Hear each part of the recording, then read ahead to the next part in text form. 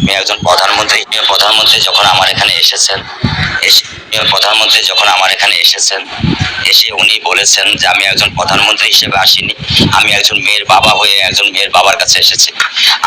ওনার এই বক্তব্য আমার হৃদয়কে শীতল করে দিয়েছে।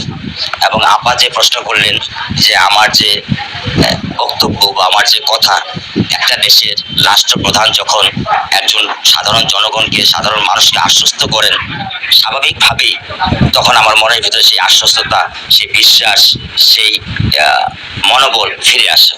তা আমিও মাননীয় প্রধানমন্ত্রীর প্রতি কৃতজ্ঞ। আমি নিজেই যেতে চেয়েছিলাম ওনার প্রটোকলের ব্যাপারে, তো উনি বললেন যে না, আমি নিজেই যাবো রামিসার বাবার কাছে। এটাও আমার একটা সবচেয়ে অনেক বড় পাওয়া এবং বড় কৃতজ্ঞতা তার কাছে। উনি আমার বড় মেয়ের দায়িত্ব নিয়েছেন, উনি আমার ছোট মেয়েকে ভালোবাসছেন, উনি আমার পরিবারকে ভালোবাসা দিয়েছেন। সর্বোপরি উনি আমাকে বলেছেন যে আমরা 7 দিনের ভিতরে চার্জশিট দিব এবং সবচেয়ে দ্রুত বিচারের ব্যবস্থা করব। এখানে মাননীয় আইনমন্ত্রী ছিলেন, মাননীয় স্বরাষ্ট্রমন্ত্রী ছিলেন, তারাও আমাকে এই আশ্বস্তি করেছেন।